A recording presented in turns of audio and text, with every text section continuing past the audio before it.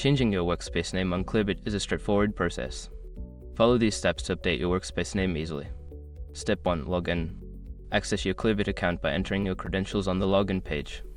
Ensure you have the necessary permissions to make changes to the workspace. Step 2. Navigate to Settings. Once logged in, locate the Settings icon, usually found in the top right corner of the dashboard. Click on it to access the Settings menu. Step 3. Select Workspace Settings. In the Settings menu, look for the option labeled Workspace Settings.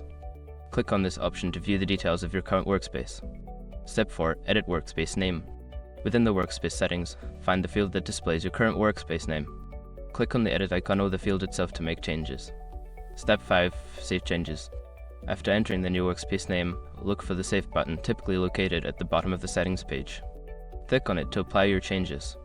Now you have successfully changed your workspace name on Clearbit. If you have any further questions or need assistance, feel free to reach out to Clearbit support.